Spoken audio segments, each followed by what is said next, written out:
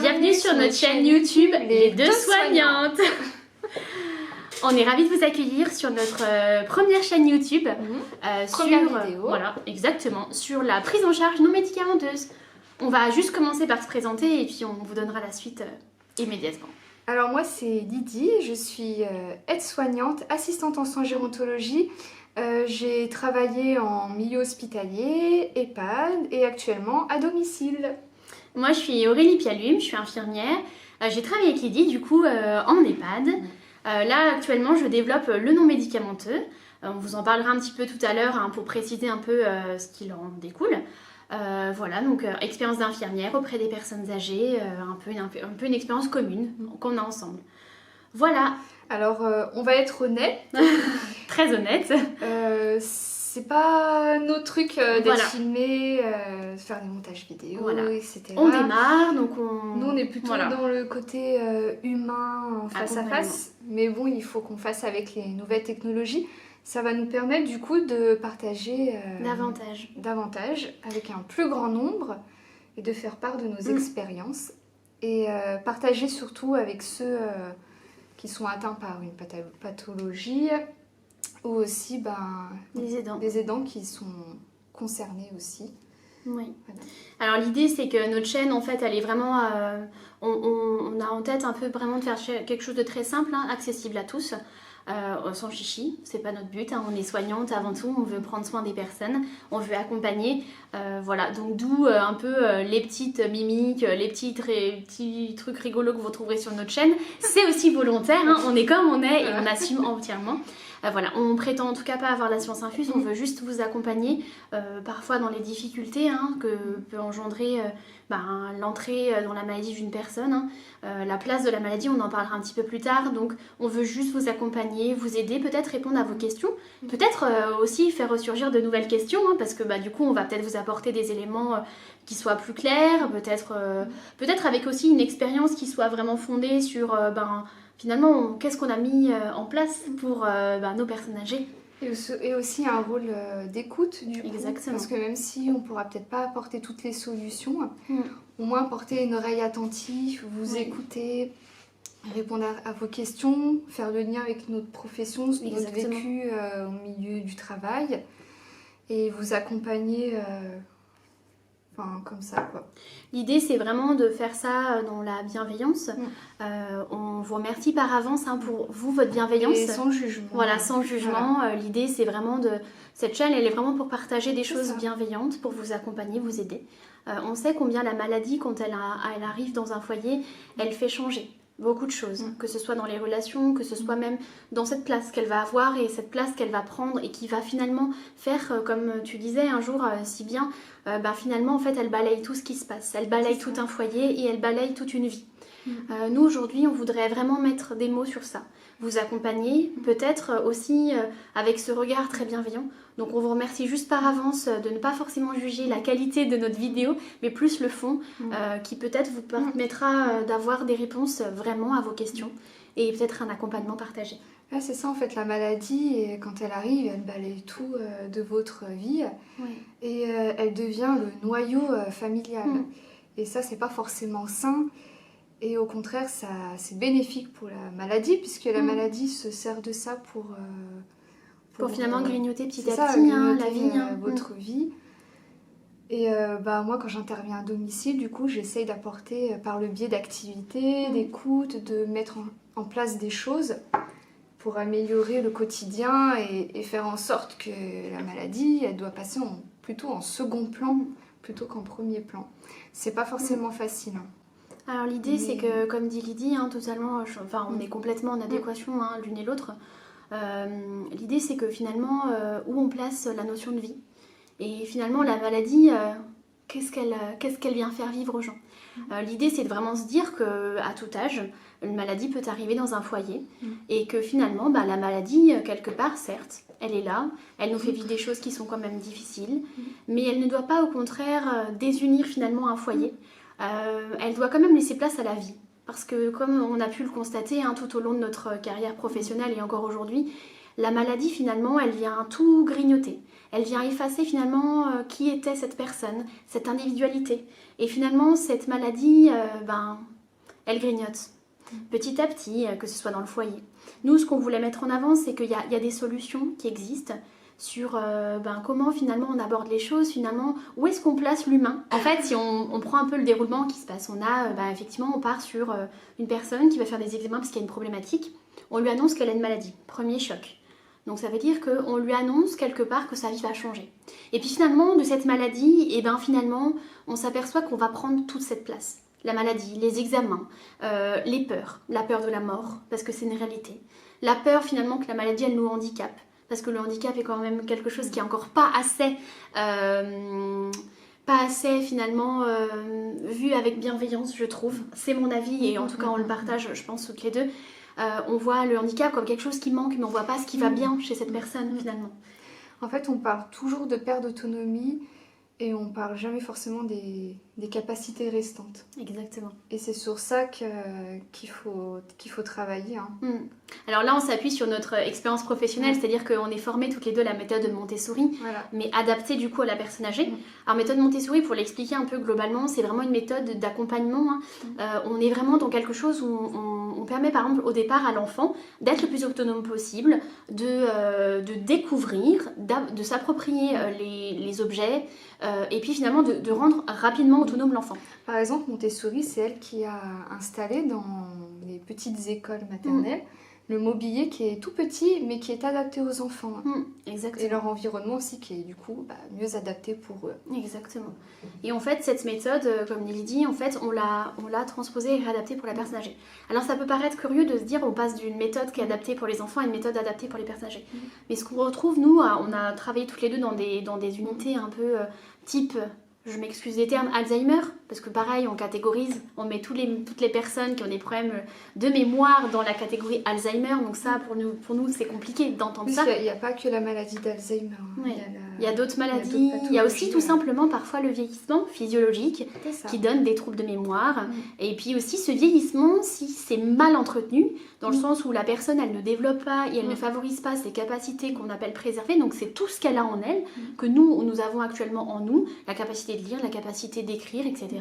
Toutes ces capacités préservées. On vous mettra un petit lien en page sur d'autres vidéos qu'on fera sur cette thématique-là. Toutes ces capacités, en fait, on les met pas en avant. Et on voit tout le temps la déficience, la problématique. D'ailleurs, dans les grilles, un peu, quand on regarde les grilles d'autonomie, on voit tout ce qui est déficient. Et on ne voit absolument pas tout ce qui fonctionne. Du coup, la problématique, ce qu'on avait un peu vu avec Lydie, c'est qu'en fait, on inverse le processus. Là, nous, dans notre projet, c'est inverser le processus. Partir de qu'est-ce que la personne sait faire, qu'est-ce qu'elle est capable de faire aujourd'hui. Et ne pas regarder finalement ce qu'elle n'est pas capable de faire. En fait, en se défocalisant de cette manière-là, on arrive finalement à voir la personne comme elle est vraiment, et pas la voir comme une personne à qui il manque des capacités, à voir une personne handicapée, entre guillemets, je mets bien des guillemets, parce que avec Lydie, on a ce vocabulaire, on n'aime pas forcément attribuer une maladie ou un handicap à une personne, on trouve que c'est plus intéressant de dire une personne qui est atteinte d'une maladie, parce que... Et puis il y a une telle perte de confiance en soi, et du coup l'image corporelle, l'image psychologique qu'on a de soi qui est désastreuse. Hein. Le fait quand on arrive chez un patient et qu'on dit « mais regardez, vous êtes capable de faire ça », vous faites de jolies choses, de très belles choses, vous arrivez encore à faire ça. Justement, ça les valorise et ils sont tellement satisfaits d'entendre ça parce qu'ils l'entendent plus. Exactement. Le but de notre chaîne YouTube, c'est de préparer des ateliers. Donc on fera plusieurs thématiques au fur et à mesure de notre chaîne.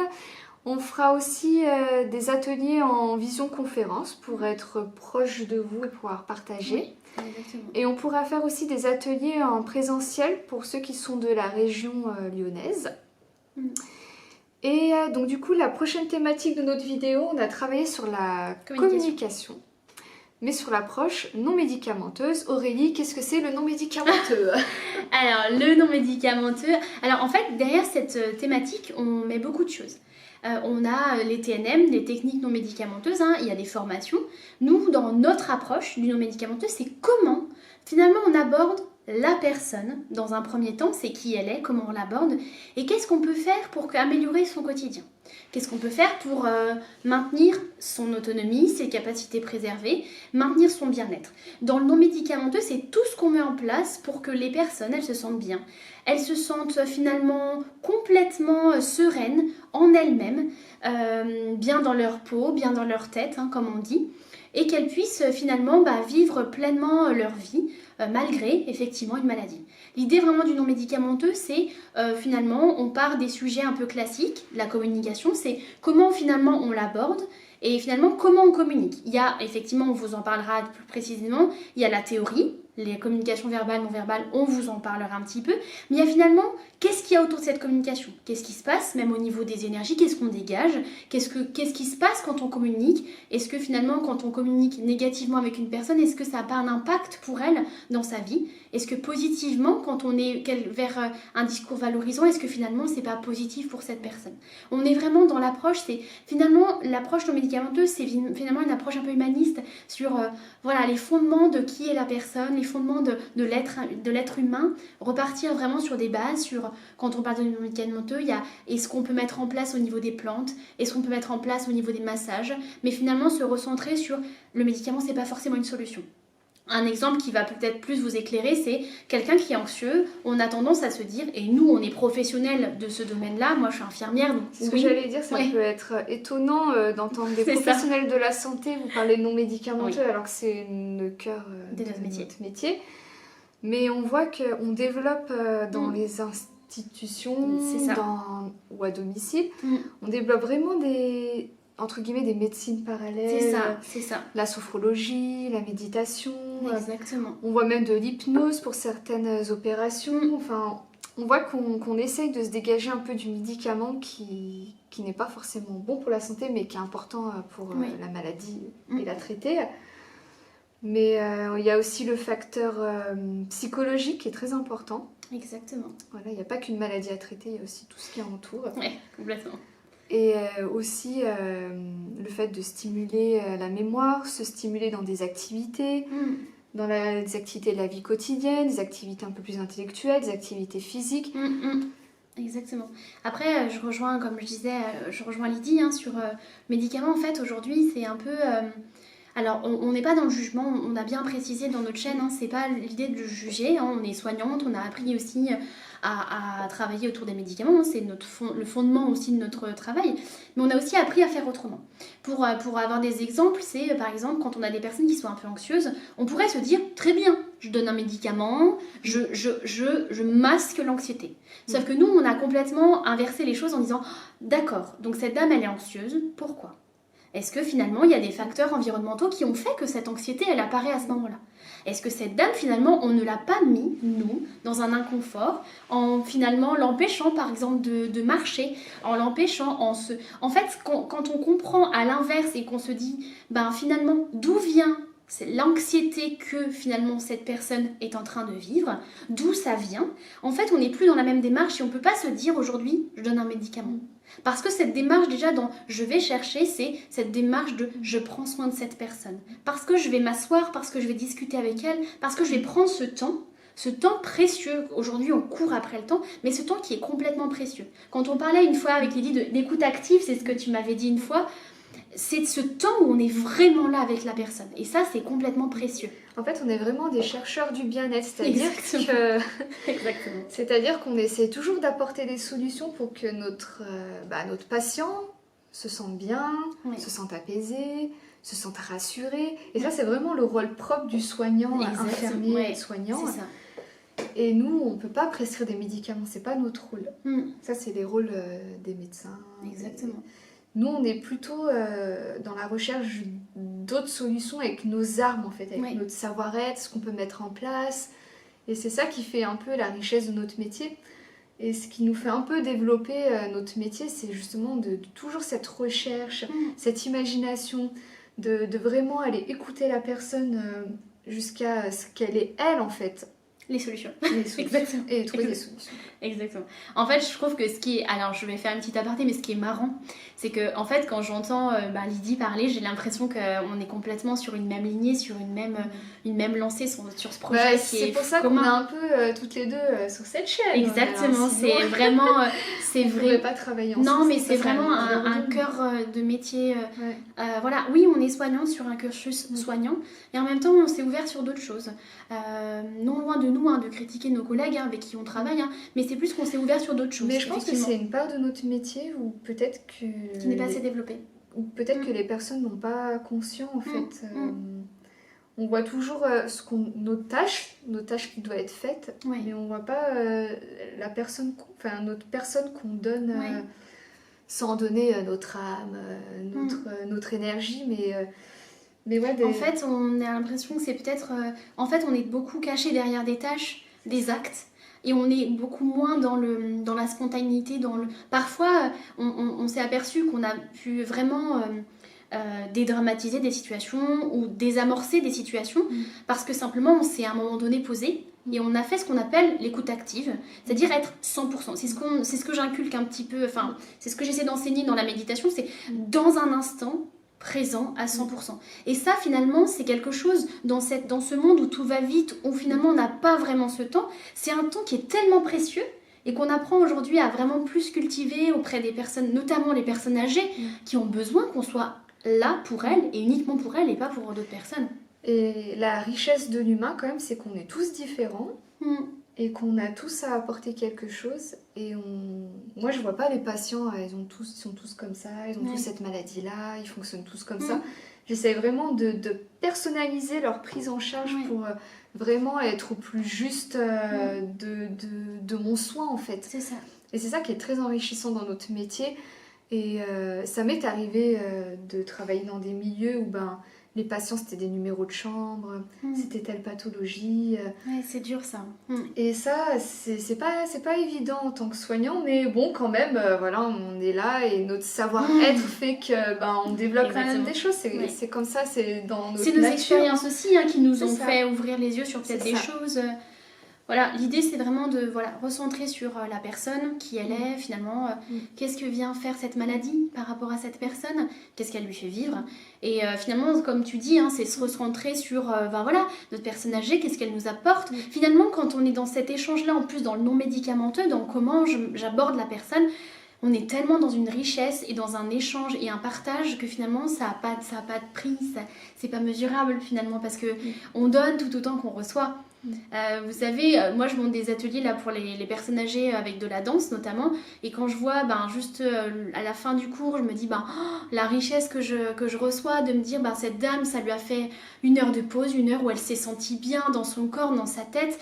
Ça n'a pas de prix. Et toi, tout ce que tu fais, quand tu fais des ateliers, notamment avec la méthode Montessori, c'est riche. Et ça n'a pas de prix. Et je pense que c'est aussi un échange. Pour les aidants, ça pourrait être quelque chose qui pourrait être partagé entre la personne qui aide et finalement la personne qui a besoin de cette aide. Et plus dans un échange qui soit bienveillant que... Mais après, on vous en parlera plus précisément. On sait les difficultés.